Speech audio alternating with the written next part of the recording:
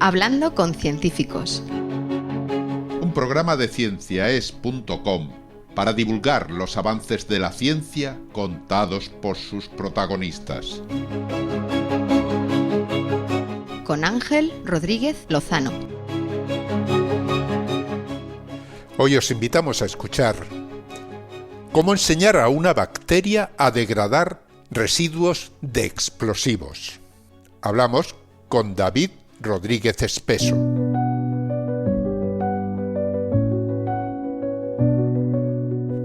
La contaminación derivada de los explosivos es un problema silencioso pero persistente.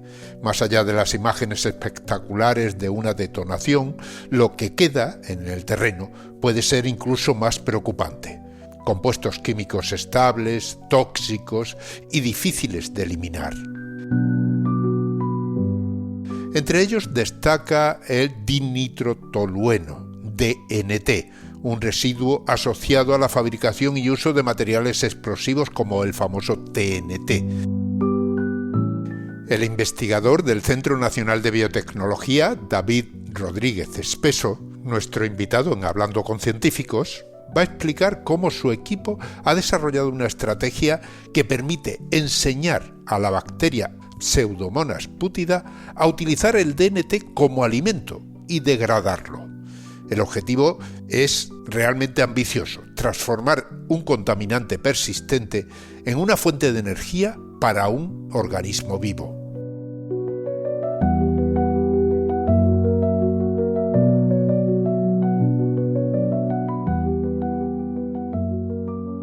Hablamos con David Rodríguez Espeso, es investigador postdoctoral en el Centro Nacional de Biotecnología, que pertenece al Consejo Superior de Investigaciones Científicas. Muchísimas gracias por participar en Hablando con Científicos, David. Sí, gracias, Ángel, por la invitación a vuestro podcast. Hablamos de explosivos, de residuos que se generan a lo mejor en la fabricación de explosivos, o imagino que al usarlos. ¿Por qué es tan importante evitar esa contaminación? Bueno, ahora el tema de los explosivos está bastante de moda, ¿no? Sobre todo, desgraciadamente, porque estamos en varios conflictos bélicos simultáneamente a lo largo del mundo. En el caso en concreto que hemos estudiado, escogimos este producto principalmente porque este producto tiene una característica muy peculiar, junto con otras moléculas también que puedes encontrar en la industria, que son forma de la categoría que llamamos xenobióticos, ¿vale? Xenobiótico es una molécula que ha sido fabricada exclusivamente por el hombre. No existía antes en la naturaleza. Entonces, en nuestro laboratorio, como estamos interesados en estudiar los procesos biodegradativos, básicamente comprender cómo los microorganismos naturales consiguen encontrar maneras para transformar químicamente estos productos químicos en otros productos más inertes, pues tiene muchísimo valor científico. O sea que tenemos entonces unos productos que se generan al utilizar o bien al fabricar explosivos. Hablamos de un producto que se llama concretamente dinitrotolueno. Nosotros habíamos oído hablar del trinitrotolueno, que es el TNT, el explosivo, pero este es dinitro, ¿no? Efectivamente. Mira, para que se vea muy claro, el trinitrotolueno, que es el explosivo, que es el que se utiliza en el armamento militar, en obuses, en munición, en varios tipos de armamento, porque realmente dentro de la categoría de los explosivos militares no hay un solo compuesto, ¿vale?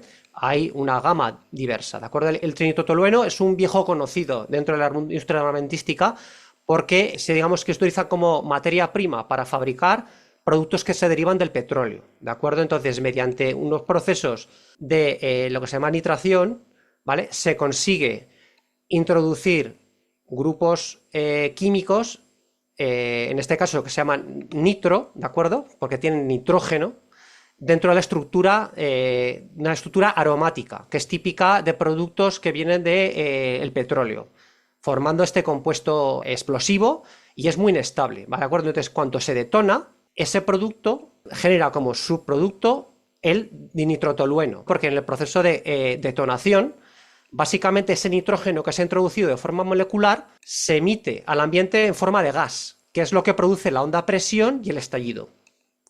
Entonces, puesto que los procesos de detonación y explosión no son completos, no son perfectos, una parte del producto inicial no explota y otra parte no se convierte todo en gas y CO2, ¿vale? Debido a la combustión y a la detonación, sino que se genera en productos, digamos, que han reaccionado pero parcialmente, ¿de acuerdo? Entonces, uno de esos intermediarios que derivado de la detonación es el dinitrotolueno. ¿Y qué es? ¿Es muy contaminante? ¿Qué problemas tiene? El trinitrotolueno obviamente es muy inestable, por eso estalla. Pero el dinitrotolueno es una molécula que le falta un grupo nitro respecto a la molécula original y es muchísimo más estable. De hecho, su principal problema es que es tan estable que perdura en el ambiente durante muchísimos años y además, debido a su naturaleza tóxica, pues digamos que genera muchos problemas en los microorganismos que hay en el entorno, puesto que no se la pueden comer y además los mata. Entonces es un problema ambiental bastante importante. Claro, y como es un producto artificial, tampoco la naturaleza, digamos, ha generado organismos que lo degraden, ¿no? Y ahí estáis vosotros para ayudar a la naturaleza y crear uno que sí lo haga, ¿no? Bueno, a ver, esto no sé cómo explicarlo, pero a ver, realmente nosotros no hemos inventado nada. De hecho, los grandes avances que hay en biorremediación y otros tipos de problemas surgen a posteriori. Quiero decir, el ser humano crea moléculas químicas nuevas que tienen una aplicación, ¿de acuerdo? Muchas de ellas son xenobióticos, que la naturaleza no los ha visto nunca, y cuando se empiezan a utilizar se vierten en el ambiente. El ser humano luego detecta que hay un problema con ellas e intenta buscar una solución. ¿Pero qué ocurre? La naturaleza tiene una potencia de solucionar problemas, en este caso de tipo químico, muy grande. Y normalmente lo que hacen los científicos para encontrar solución a este problema es buscar microorganismos que en el corto tiempo de exposición que ha habido entre que se ha fabricado la molécula nueva y se ha vertido en el ambiente, hayan podido encontrar una solución al problema de la degradación. Entonces lo que hacemos es buscar microorganismos que ya las encuentran y entonces estudiamos cómo lo hacen. Entonces, en nuestro caso es lo mismo. Digamos que la solución química al problema de la degradación se encontró en una bacteria ya hace muchísimos años. Precisamente uno de los coautores de nuestro trabajo fue la persona que primero descubrió la primera bacteria que degradaba este producto. Entonces es un viejo conocido de la materia. Y bueno, se estudia y entonces se puede entender qué es lo que hacen las bacterias para degradar este tipo de compuestos. Pero la solución ya está en el ambiente, que el ser humano en la mayoría de los casos no encuentra la solución, sino que la que la encuentra es en la naturaleza. O sea que vosotros ya conocíais a una bacteria que sí degrada este producto, es una bacteria que está en el ambiente, pero luego habéis enseñado a otra bacteria que creo que se llama Pseudomonas putida. A ver, lo que pasa es lo siguiente. Digamos que estas soluciones químicas, estas soluciones a estos problemas, ¿no? De esto, que está codificada dentro de los organismos en los genes que albergan las reacciones enzimáticas de transformación química, ¿de acuerdo? Pueden estar dispersos en bacterias de muchos tipos. Lo que pasa que los científicos lo que hacemos es lo siguiente. En primer lugar, se buscan las bacterias que tienen esa aplicación biotecnológica y se aíslan y se identifica que ese microorganismo efectivamente tiene esa capacidad de degradación. Y a continuación, para poder estudiarla en un entorno más controlado, porque claro, tú hazte cuenta, Ángel, que los microorganismos son muy diferentes entre sí. ¿De acuerdo? Mira, un compañero, microbiólogo, cuando empecé a trabajar yo en microbiología, me contó una anécdota muy, muy interesante. Y es que las bacterias, aunque puedan ser muy similares entre sí, incluso venir del mismo género, la diferencia que hay a nivel genético es abismal. Por ejemplo, Pseudomonas putida es una bacteria del género Pseudomonas, ¿de acuerdo? Es ambiental y, pues básicamente es inocua para el ser humano hasta cierto punto, normal. Pero digamos que tiene una prima que se llama Pseudomonas aeruginosa, que no sé si la conoces. Sí, hemos hablado de ella en alguna ocasión. No es una bacteria que causa bastantes problemas en los hospitales porque es resistente a antibióticos y demás. Sí, efectivamente, es un problema hospitalario gravísimo porque una de sus variantes es la que causa la fibrosis quística, ¿de acuerdo? Pues bueno, las dos bacterias son del mismo género y genéticamente están muy relacionadas. comparten como el 70% del genoma aproximadamente, pero sin embargo, a nivel genético sería equivalente a intentar comparar un elefante con una tortuga. Claro, es muy gráfico. Aunque sean microorganismos. Claro, efectivamente, sí. Claro, efectivamente. Entonces, los microorganismos parecen que son todos más o menos igual, pero realmente a nivel genético son muy diferentes, ¿vale? Entonces, volviendo al tema del nitrotolueno, estas genes, ¿de acuerdo?, se encuentran en algunos organismos. Pero claro, muchas veces son bacterias nuevas que incluso no están identificadas. Y entonces hay que llevar esos genes o esas actividades enzimáticas a un entorno controlado en el que se puedan caracterizar bien. Entonces, una de las formas es llevarlas, digamos, sacarlas fuera de la célula y hacerlas in vitro, que se llama, que es básicamente purificar las enzimas y hacer una reacción enzimática como si fuera una reacción química de laboratorio. Química analítica. O sea, cuando tú hablas de enzimas, esas enzimas son moléculas que tiene la bacteria o genera la bacteria que interfieren en ese producto y lo degradan. Pues. No sé, la degradación supongo que creará otros productos alrededor y tampoco es cuestión de decir aquí separo el carbono por un lado y el hidrógeno por otro, ¿no? Sino que se producirán también productos intermedios y demás. Claro, efectivamente, como bien dices, el interior de la célula es básicamente un totum revolutum, ¿vale?, de muchísimas moléculas, y entonces cuando se llevan a cabo transformaciones químicas, claro, puede haber todo tipo de reacciones colaterales. Entonces, una forma de garantizar de que lo que se está pasando con esas enzimas están haciendo lo que tienen que hacer a nivel químico y caracterizarlas rigurosamente es llevarlas a un entorno limpio, ¿vale?, que es el estudio in vitro, ¿de acuerdo? Sacas la enzima, pones solo el producto y analizas el subproducto. Como no hay otra cosa, lo que sale tiene que ser resultado de la degradación de esa enzima. Cuando se hace esto con todos los pasos de la transformación química, puedes caracterizar la ruta química entera, desde que empiezas en el producto inicial hasta que llegas al producto final. Entonces, esa es la forma in vitro de hacerlo, pero luego lo que también tiene mucho valor es estudiar las reacciones químicas dentro de un contexto biológico, eso es, dentro de un microorganismo. Como los organismos originales de las que proceden puede que no sean conocidos o se conozca muy poco de ellos, lo que se intenta hacer es transferir los genes que codifican esas enzimas que degradan esos explosivos o esos residuos químicos de una bacteria que no conocemos a otra que sí se conoce. Y entonces haces el estudio dentro de un entorno en el que sí que puede haber reacciones colaterales, pero está mucho más controlado porque ya tienes un background, tienes un contexto previo de lo que hay. Y puedes ponerlo en contexto respecto a otros conocimientos como puede ser el metabolismo o, por ejemplo, el estrés oxidativo.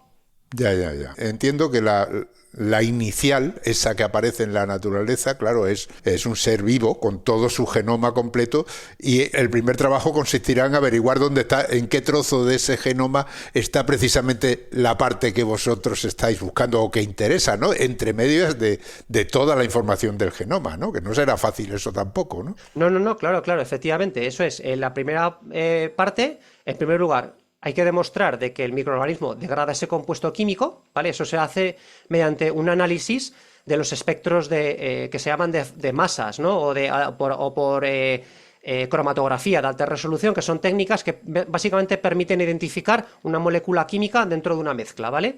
Se pasan por una columna, esa columna separa todos los productos químicos, ¿vale? Y de forma que pasan en forma de fila. Y en función del tiempo al que pasan por el detector, sabes qué producto es, ¿de acuerdo? Entonces, se analizan que pueden degradarlos y una vez que se hace eso, se intenta asociar qué genes dentro de esa bacteria están asociados con qué transformaciones químicas. El asunto es complicado ya de entrada, ¿no? O sea, vosotros entonces partíais ya de una bacteria que ya tenía ese trabajo hecho, ¿no? Efectivamente, los genes existían y además en el pasado, nuestro colaborador caracterizó esos genes. O sea, dijo, este gen, que se llama Pepito, pues transforma este producto en este otro. El siguiente gen de la ruta transforma lo que ha dado el anterior en esto otro, y así sucesivamente hasta el final. Entonces, conocemos cómo se transforma químicamente el producto químico. Vale, y vosotros ahora lo que queréis es decir, ahora vamos a ver realmente cómo funciona, digamos, todo el mecanismo, todo el organismo. O sea, cómo controla todo este proceso.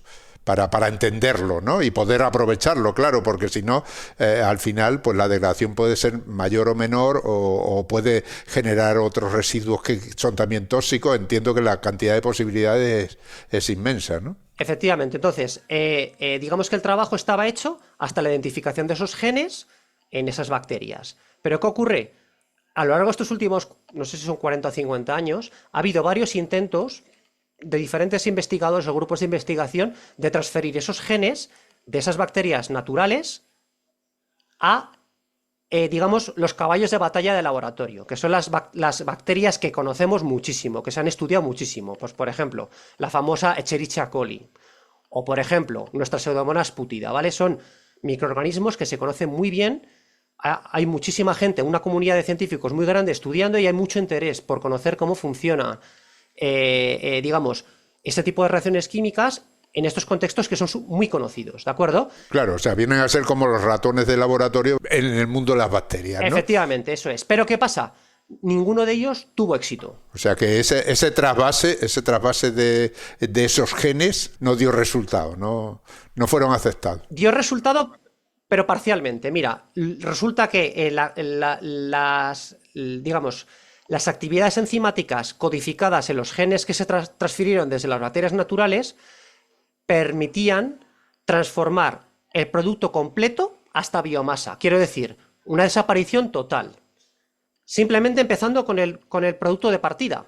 Pero ¿qué ocurría? Al poner los genes en las bacterias de laboratorio, intentar hacer la reacción química, los microorganismos no pueden degradar el producto químico si no lo suplementas con una fuente de carbono, digamos, decirla fácil, ¿no? De las que conocen, como puede ser la glucosa o el citrato. O sea, que había que darles el producto, pero comida también, mezclado con comida, ¿no?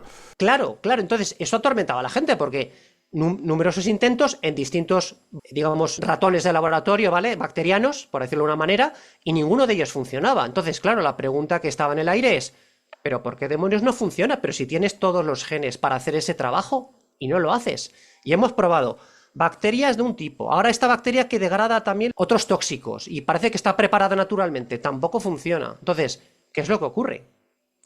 Y ese es el punto de partida de nuestro trabajo, responder esa pregunta. ¿Por qué los múltiples intentos de incorporar esa ruta de degradación de este xenobiótico, ¿de acuerdo?, que es muy conocido en la literatura durante tantos años, ha sido fallido durante todo este tiempo? Ajá. Vale, o sea que partíais de ese punto, claro, y ahí empezáis a investigar, ¿no? ¿Cómo es esa investigación? ¿Cómo se inicia? Porque alguna idea tendríais de lo que había que hacer, claro. Vale, entonces nuestro trabajo comienza de un trabajo previo en nuestro laboratorio también, ¿vale? Unos compañeros transfirieron los genes, ¿de acuerdo? Y los incorporaron dentro de la bacteria nuestra, intentando hacer lo que habían hecho el resto de grupos tiempo atrás y fallaron también. Entonces, mi jefe planteó la siguiente pregunta. Puesto que, digamos, la transferencia de genes utilizando un método racional, que es lo que se hace ahora, no ha funcionado, es porque quizá esos genes no están adaptados al metabolismo de la bacteria en la que se implanta, ¿vale? Y para que tengas un poco una idea muy clara de a lo que estoy me refiriendo es lo siguiente. Si yo te dijera que me voy a comprar un 600, ¿vale? Y me compro un 600, un coche utilitario, funcional, y digo, pero es que quiero más potencia, ¿vale? Entonces pregunto a mi amigo si me puede implantar dentro de ese coche el motor de un Ferrari. ¿Tú crees que el coche va a funcionar como el Ferrari? No me imagino un 600 corriendo como un Ferrari, desde luego. No, efectivamente.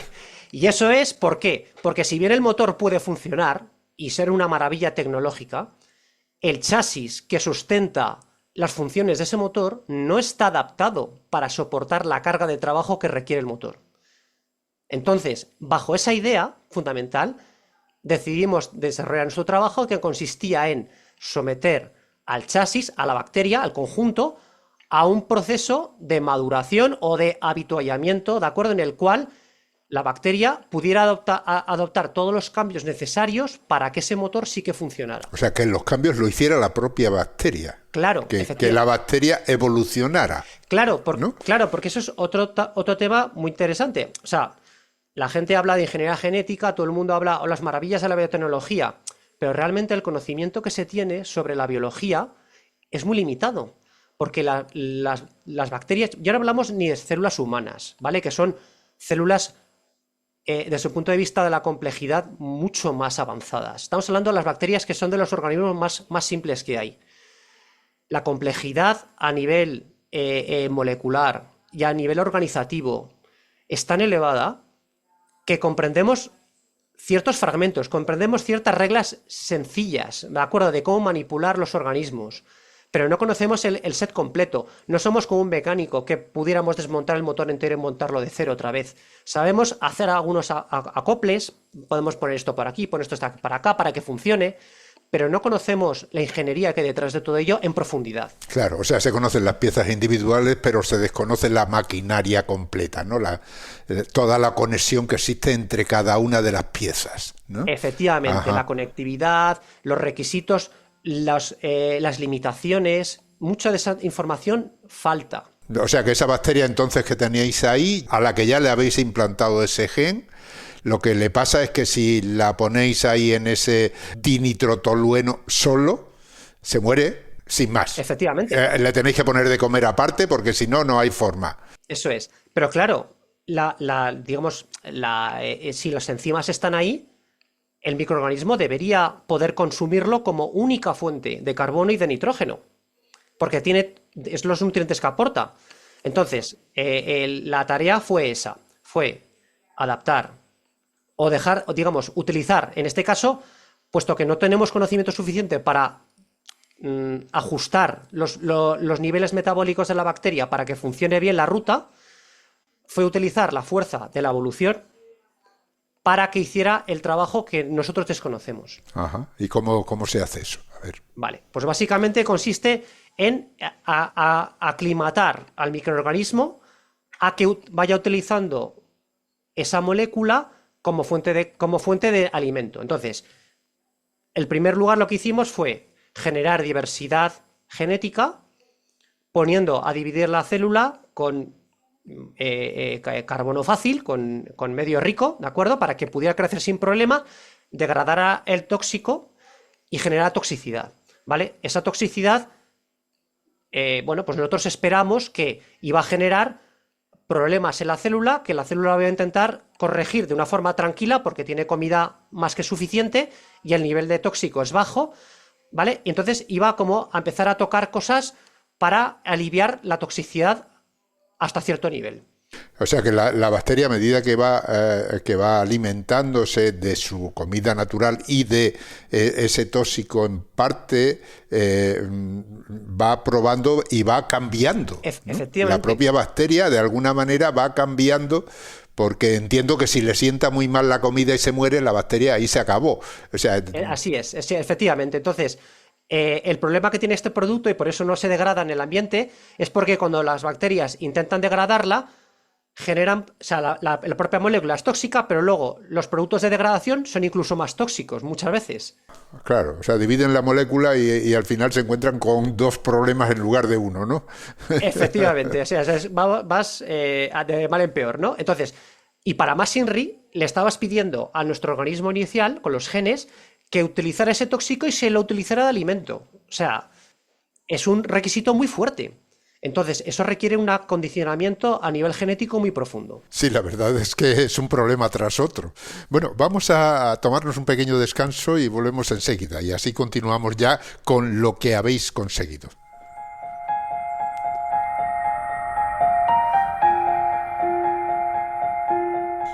Estáis escuchando Hablando con Científicos, un podcast de cienciaes.com para divulgar la ciencia de la mano de sus protagonistas. En nuestra página web, cienciaes.com, podéis encontrar más de 500 entrevistas con científicos de todas las disciplinas.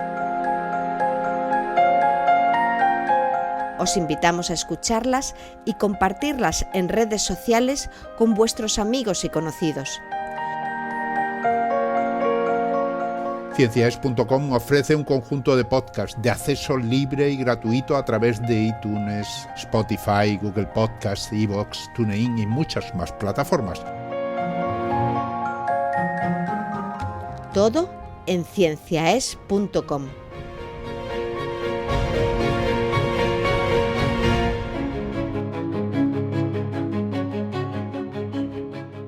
Continuamos hablando de la investigación que ha permitido enseñar a una bacteria a degradar residuos de explosivos, y para ello está con nosotros David Rodríguez Espeso, que es investigador postdoctoral en el Centro Nacional de Biotecnología del Consejo Superior de Investigaciones Científicas. David, hablabas de las dificultades que tiene el degradar un compuesto como el dinitrotolueno, porque en ese proceso de degradación que lo ataca, digamos, una bacteria a la que estáis preparando para degradarlo, se generan subproductos que en ocasiones pueden ser incluso más tóxicos o iguales que el primero, con lo cual la bacteria se tiene que adaptar. ¿Cómo lo habéis hecho? El proceso que se hizo fue, primero, suplementarle el tóxico para que actuara como tóxico con alimento fácil, para que empezara a remediarlo, ¿de acuerdo? Mediante ese proceso de evolución. La evolución es continuada en el tiempo. Pero también necesita tiempo, evidentemente. O sea que eso os llevaría un tiempo, ¿no? También hacerlo. Efectivamente. Nuestro experimento duró pues aproximadamente 280 días hasta que dimos con el primer población que ya crecía. Y luego otros 30 días más hasta que empezó a crecer, bueno, que se veía que crecía bien. Ajá, que crecía alimentándose solo del dinitrotolueno, ¿no? Efectivamente. Le costó 280 días desde que empezamos a primero darle comida bien, luego empezamos a quitarle la comida buena y empezamos a darle comida de peor calidad, ¿vale? Y luego fuimos retirándole la comida de peor calidad. ¿Cuántos son 280 días para una bacteria? O sea, claro, porque eso es muy fácil de decir, 280 días para nosotros en menos de un año. O sea que, bueno, nos podemos imaginar que no hemos cambiado mucho, evidentemente, en ese tiempo.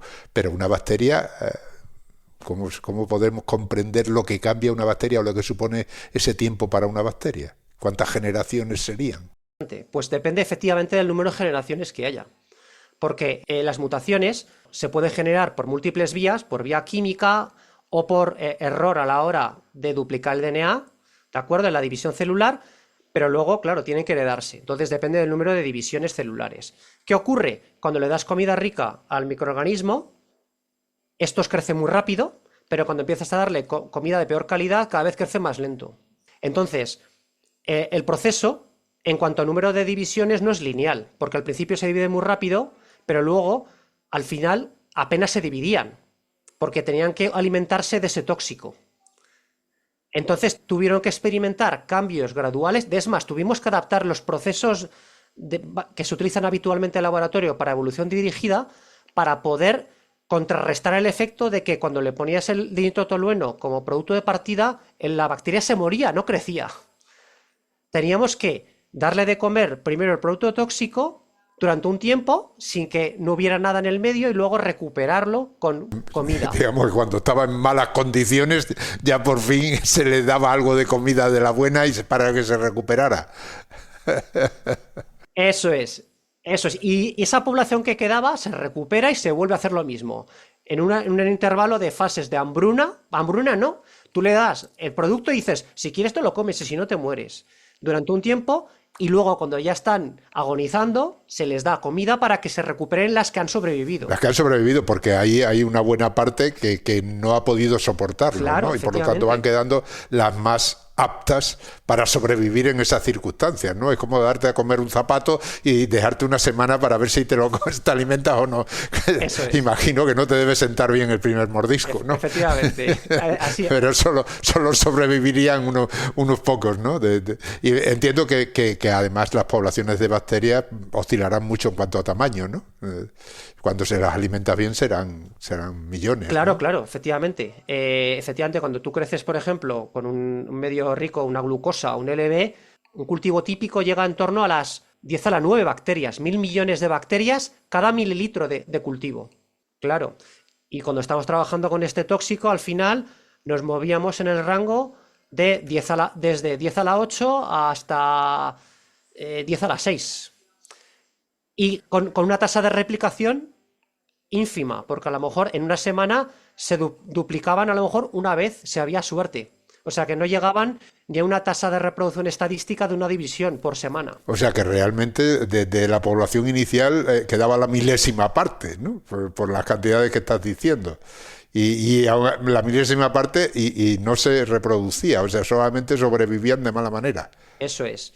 Entonces, es un proceso de aclimatación muy severo, ¿de acuerdo? Que requería una mortandad tan elevada que hubo que acondicionar el proceso de evolución de laboratorio. ¿Y cuándo sabíais que no teníais más remedio que darle algo de comer porque si no os quedabais sin bacterias? ¿Qué pasa? ¿Que ibais mirando todos los días en el microscopio a ver cuántas quedaban? Claro, tenemos una forma de evaluar el número de células aproximadamente que hay en el microscopio utilizando espectrofotometría. Entonces, pues básicamente tú haces una alícuota pequeñita y con un equipo, en función de la absorbancia, pues tú ves el número de células aproximado, ¿no? No puedes saber el número exacto, ¿vale? Claro, pero es una forma rápida de ir monitorizando cada día cómo va el cultivo. Ahí va, pues ha crecido, pues no, ahora ha muerto. Entonces ahí tú ves, a base de pruebas dices, pues bueno, sabemos que podemos dejarlas a lo sumo una semana o 5 días. O sea, en ese caso, cuando se había producido iba a decir diezmar, pero no, es dividir por 1000. La población, esa población le dabais otra vez comida, los teníais, era comida normal en cantidad y esperabais a que se reprodujeran otra vez, que tener otra población grande.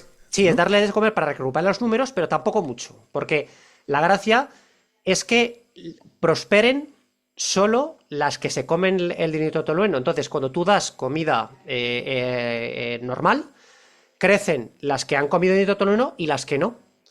Entonces, tienes que garantizar de alguna manera que estás recompensando a aquellas poblaciones o líneas genéticas que sí hacen su trabajo, que es degradar el compuesto y utilizarlo como alimento. Entonces es un fine-tuning, es un ajuste, un calibrado muy fino entre lo que le das y lo que le quitas, ¿no? Para favorecer a las líneas genéticas que efectivamente están prosperando en ese entorno. O sea, que eso entiendo que eran ciclos, ¿no? Lo ibais haciendo una y otra vez y cada vez que lo hacíais teníais una población, digamos, mejor para soportar alimentarse del dinitrotolueno. Sí, efectivamente. La verdad es que fue un poco, por decirlo, frustrante, en el sentido de que realmente no vimos un crecimiento robusto hasta el día 280. Entonces tú te ves en el día 200 haciendo pases todas las semanas a tus microorganismos y dices, pues es que a lo mejor no lo consigo nunca. Claro, ¿y cuándo paro? ¿Cuándo me retiro? Es como... Claro, la incertidumbre es tremenda, claro. Me voy a dedicar toda la vida a esto y al final no llego a ningún resultado, ¿no? Efectivamente, otro del valor de este otra de las cosas que tiene valor de este trabajo es precisamente que este tipo de trabajos es muy arriesgado. ¿Por qué? Porque no hay garantías de que el proceso que estás haciendo funcione. ¿De acuerdo? Entonces, bueno, pues es que es apostar una serie de horas de trabajo, muchísimas horas, a que aquello puede funcionar, porque la evolución es aleatoria, se rige por mutaciones aleatorias. Porque a lo largo de ese proceso no se iba, digamos, se iban notando mejoras, aunque fuera porque quedaba más población o porque aguantaban más tiempo o alguna cosa de esas. Sí, se podía ver algunas modificaciones, pero no eran definitivas. ¿Por qué? Porque las lecturas... Digamos que la forma en la que monitorizas los microorganismos, pues tiene un margen de error pues determinado. Entonces, los cambios que había eran tan pequeños que entraban dentro del margen de error. Entonces, no podías saber muy bien si realmente estaban haciendo su trabajo o no. Además, lo que estábamos intentando buscar es que el microorganismo se alimentara de él. Quiero decir que si te alimentas de él, puedes crecer bajo ese ambiente. Y ese fenotipo, esa observación no la veíamos nunca. No se veía, claro. Entonces, claro, hasta que no lo ves, el experimento es fallido, porque no es logrado tu objetivo. ¿Y entonces qué pasó en ese día 280? Pues en el día 280, efectivamente, pues en el enésimo pase, pones tus microorganismos como siempre, y ves que de un día a otro, oh sorpresa, empieza a haber crecimiento. A pesar de tener como alimento solamente el dinitrotolueno. Claro. Efectivamente. Y ya crecían. O sea, quiere decir que se alimentaban y además podían tener descendencia, claro, y aumentar la población, que era lo que estabais buscando, lo que no se había conseguido hasta ese momento, ¿no? Efectivamente, ese es el tema. O sea, el momento que ya ves que empiezan a crecer y digo, bueno, pues a otra semana, vamos a ir poniéndolos para ver que crecen. Ah, vale, pues sí que se repite. Vamos a ponerlos otra vez. Ah, pues sí que se repite otra vez. Pues vamos a dejarlo un tiempo, un mes. Pues es que lleva un mes creciendo y aquí no hay ningún problema. Es determinista. Yo pongo en la comida sin nada más y crece. Por lo tanto, el fenotipo es estable. Por lo menos en esas condiciones. Bueno, en ese caso tenéis ahí una joya, ¿no? Que no existe en ningún sitio. Claro. ¿Qué hacéis con eso? Supongo que la tendréis que cuidar, ¿no? Sí. Entonces, eso, una vez que ya tienes los clones, ¿de acuerdo? Que funcionan, lo que se hace para, digamos, almacenar el progreso de alguna manera biológicamente es crecerlas. O sea, recoger esas células, resuspenderlas en un medio que lleva un producto anticongelante o que es un criopreservante, ¿vale? Y se meten en un ultracongelador a menos 80 grados. De forma de que si tú quieres, imagina que se te muere el cultivo y quieres comenzar otra vez, pues puedes coger el último criotubo, ¿no? que has con células preservadas y vuelves a arrancar desde ese punto. Claro, entonces, a lo largo de este proceso hicimos como puntos de salvado, ¿no? de ese microorganismo, ¿no? Para, en caso de que hubiera algún problema y se murieran los cultivos, pudiéramos empezar no desde el principio, sino desde la última vez que guardamos las células. Claro, pero ahí ya tenéis una célula que es muy distinta a la inicial, ¿no? Porque ha habido una serie de cambios genéticos, entiendo, para poder resistir lo que antes no resistían. Entonces imagino que tendréis que analizar también su genoma, a ver qué ha cambiado, ¿no? Eso es. Entonces, una vez que tuvimos ya la cepa que sí que crecía, lo primero fue caracterizarla, ver que efectivamente se alimentaba únicamente, exclusivamente de este producto químico y que generaba una transformación química que degradaba el producto, ¿de acuerdo? Y a partir de ahí secuenciamos el genoma para ver los cambios que había habido en el proceso de evolución por mutación aleatoria respecto a la cepa en el punto inicial, en el punto de partida. ¿De acuerdo? Este estudio, ¿vale? Pues reveló una serie de mutaciones, no una ni dos. Estamos hablando a lo mejor de 50 mutaciones, no me recuerdo muy bien el número, ¿no? 50 o 60 mutaciones o algo así, o 40, eran un número altísimo. Y estudiando dónde se daban esas mutaciones, se puede inferir el tipo de cambios fisiológicos que esa cepa ha tenido que sufrir para poder alimentarse de ese tóxico. Y entonces tú ves que esos cambios efectivamente son coherentes con lo que está ocurriendo en el medio. Sí, claro, porque al final, si tú dices que al principio partíamos de ese producto, del dinitrotolueno, y que simplemente al romper la molécula se creaban otros productos quizás más tóxicos, esa bacteria ha tenido que aprender a dominar eso. Efectivamente. Entonces ha tenido que dominar, pues por ejemplo, gestionar el estrés oxidativo interno, intracelular que se genera, ha tenido que ajustar los cuellos de reacciones, los cuellos de botella de las reacciones químicas que se dan dentro para que no se acumulen productos tóxicos o no apreciablemente para que no generen toxicidad, ¿de acuerdo?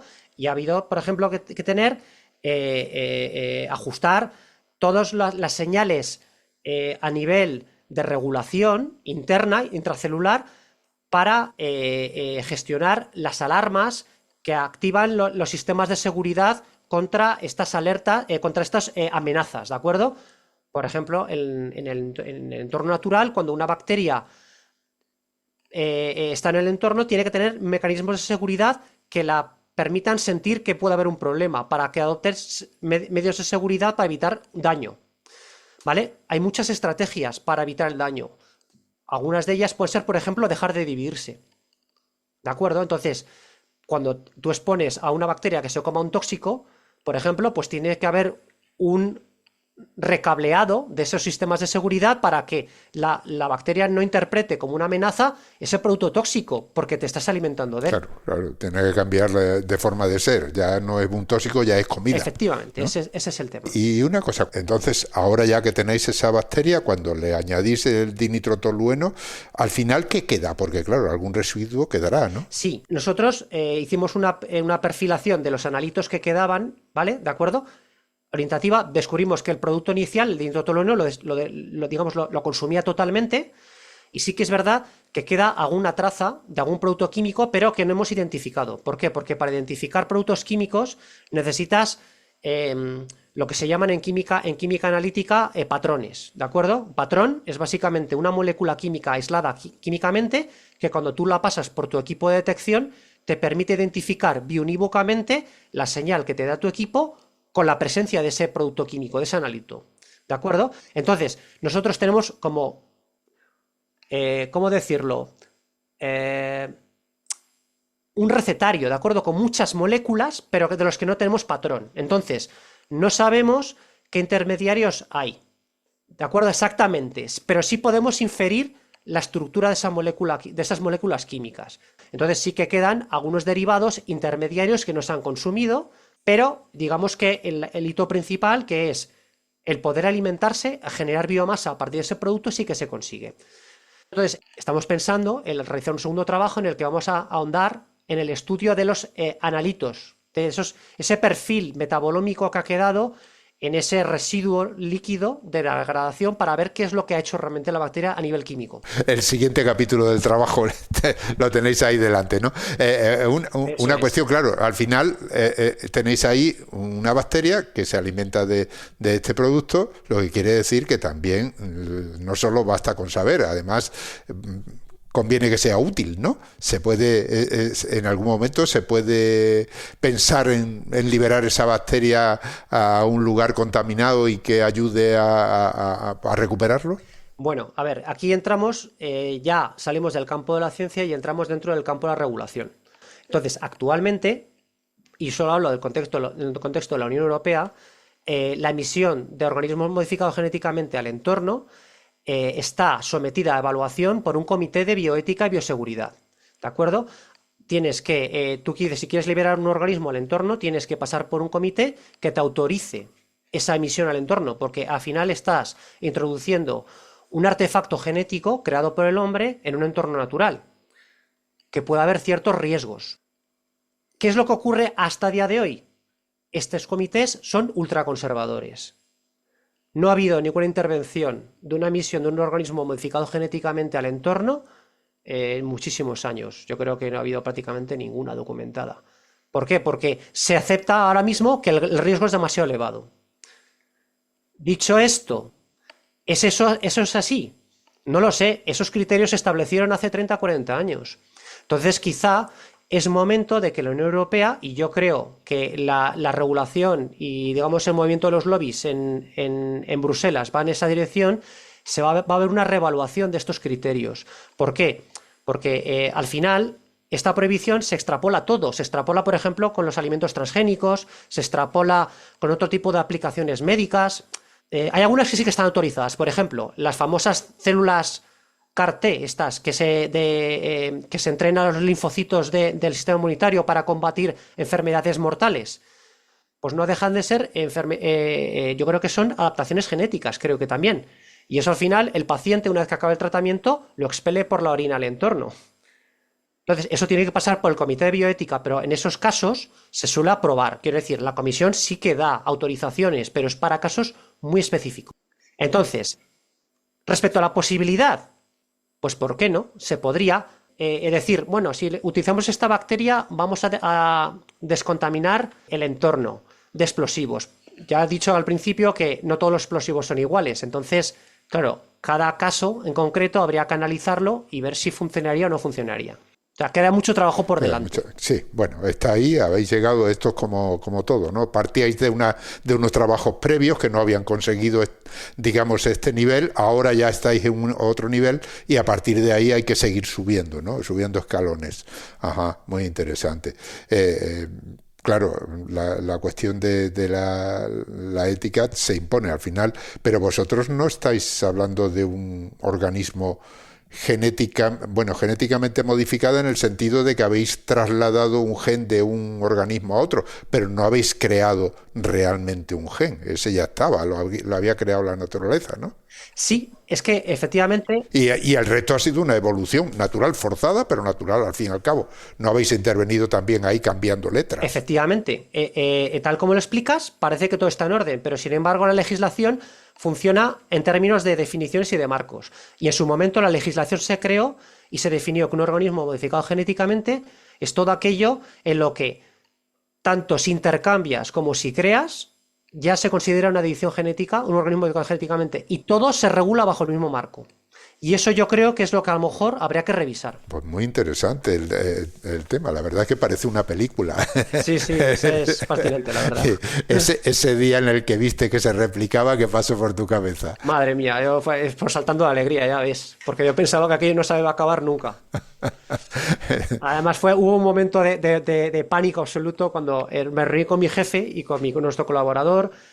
Y bueno, mi jefe me dijo, bueno, es que esto a lo mejor ha podido ser que los genes no se han insertado en una zona buena del cromosoma, entonces a lo mejor habrá que volver a reintentarlo de cero. Y dije, no me lo puedo creer. Otros 280 días. No me lo puedo creer, no digo, no puede ser. Entonces, es verdad que me fui un poco díscolo, ¿vale? Y persistí con lo que ya tenía y al final, pues acabó funcionando. Pero bueno. O sea, la paciencia ahí dio su fruto. Sí. Muy interesante. Este trabajo, claro, ahora ya se conoce de principio a final. Habéis publicado, lógicamente, el trabajo y además, gracias a eso estás hablando hoy conmigo, porque si no, yo no te habría llamado, claro, yo no lo sabría. Pero no lo hace una persona sola, ¿no? Eso, ahí habrá un equipo que está trabajando en ello, ¿no? Háblame cómo es ese equipo y cómo funciona. Eso es, pues ya te digo, mi jefe es Víctor de Lorenzo, ¿vale? ¿De acuerdo? El que no lo conozca es uno de los mejores microbiólogos de España y ya a nivel mundial de Pseudomonas putida. Es uno de los creadores conceptuales, ¿no? del trabajo, de que propuso el trabajo y cómo se podía llevar a cabo, digamos, en directrices generales, porque al final él es el que dirige el laboratorio, el que pone las líneas de investigación y el que, bueno, aporta con su experiencia súper elevada soluciones a los problemas que vamos teniendo o, digamos, como las líneas de acción estratégica y tácticas a lo largo del experimento. Y luego, nuestro colaborador que caracterizó los genes y que conocía la ruta se llama Jim Spain, como de España, ¿va? ¿De acuerdo? Es un compañero que trabaja en la Universidad de Florida, en Estados Unidos. Y luego también una colaboradora mía, se llama Irene del Olmo, que me ha ayudado muchísimo también con los experimentos, porque claro, obviamente lleva una labor intensiva de trabajo, ¿de acuerdo? Fue un trabajo puramente manual y una vez que se hicieron los experimentos de pases, hubo que hacer unas caracterizaciones muy grandes, muy costosas, y bueno, ella me ha estado ayudando todo el tiempo también. Hemos hecho entre todos, básicamente. Y luego la conceptualización del trabajo, pues y la escritura entre todos. Bueno, pues enhorabuena, porque tal y como lo has contado, desde luego, es para cantar eureka al final del trabajo, ¿no? Yo creo que este es un ejemplo bastante ilustrativo de que lo costoso que es el desarrollo científico. Sí, ¿vale? Una muestra clara. Claro, o sea, que al final una publicación no es más que una materialización de un trabajo que por detrás que puede costar muchísimo tiempo y mucho esfuerzo, incluso que es de alto riesgo, que puede que no llegara a ocurrir. Entonces, sí, exacto, y entonces no hay ni siquiera artículo. Claro, entonces hay que apreciar la ciencia, no tanto en este trabajo, sino cualquier trabajo de ellos, porque detrás hay un trabajo muy grande y que hay que reconocer, ¿sabes? Entonces, bueno, yo creo que la audiencia sea consciente de eso, de que la ciencia no es solo publicaciones, sino es un trabajo que se hace día a día y que bueno, lleva mucho esfuerzo. Sí, eso es muy importante. Bueno, pues para terminar, háblame de ti, porque siempre lo digo, nos escuchan estudiantes, hay estudiantes, algunos de bachillerato, que pueden estar decidiendo, oye, esto es un camino muy interesante para dedicarme yo a la investigación. Bueno, pues cuéntame cómo lo hiciste tú y así a ellos les sirve de ejemplo. Pues mira, has dado con un caso también bastante peculiar, porque mi formación original es de ingeniería. Soy ingeniero químico. Ajá. ¿De acuerdo? Bueno, hice un máster y obtuve un doctorado en computación matemática. O sea, yo... Lo que pasa que mi doctorado de computación lo hice en la Facultad de Ingeniería y Matemáticas, en la Carlos III, pero bueno, también tiene una parte experimental, que había que hacer experimentos, y es donde entré en contacto con el mundo de la microbiología, ¿de acuerdo? Entonces, cuando acabé mi doctorado, pues me ofrecieron a trabajar en el laboratorio de microbiología, y bueno, poco a poco empecé a introducirme al mundo de la biología, a aprender, Y bueno, pues ahora básicamente pues he dejado básicamente de lado las matemáticas. O sea, hago cosas, ¿vale? Porque también, por ejemplo, trabajo con robótica, he hecho un trabajo de robótica y monto instalaciones experimentales para hacer experimentos de evolución automatizada. Entonces, para eso, programar, saber de matemáticas está muy bien, ¿de acuerdo? Además, ahora el tema de la inteligencia artificial y todo eso, pues está muy en boga. Y bueno, pues es un ejemplo también, mi trayectoria profesional, de que tú empiezas en un sitio y puedes acabar en otro muy distinto. Sí, esto se repite continuamente en las entrevistas que hago, ¿eh? O sea, yo creo que los que nos escuchan tienen claro que los objetivos o el destino final de su formación puede ser distinto a lo que pensaban cuando eran niños o cuando estaban en el bachillerato o incluso cuando estaban terminando la carrera, ¿no? Como es tu caso, ¿no? Lo importante es ir trabajando, ir avanzando y dejarse sorprender, ¿no? Eso es, efectivamente. Entonces, no cerrarse nada, sobre todo, porque yo cuando entré, pues sabía trabajar laboratorio de química, pero no había trabajado con bacterias. Y bueno, pues por las ganas de aprender y demás, pues al final he encontrado un mundo pues que pues me gusta muchísimo. Bueno, me apasiona. Pues muy interesante el tema. Muchísimas gracias por contárnoslo, porque si no nos lo contáis, nosotros no nos enteramos. Y está claro, porque estáis encerrados ahí en los laboratorios y si no os saco con estas entrevistas, no, solo se enteran los 4 que tenéis al lado, ¿no? Toda la razón del mundo, Ángel. Muy bien, pues muchísimas gracias, David, por muchas gracias a ti por invitarme y bueno, espero que haya sido de utilidad a la audiencia. Estoy completamente seguro. Yo he disfrutado un montón escuchándote. Bueno, pues hemos hablado con David Rodríguez Espeso, es investigador postdoctoral en el Centro Nacional de Biotecnología, que pertenece al Consejo Superior de Investigaciones Científicas, CSIC.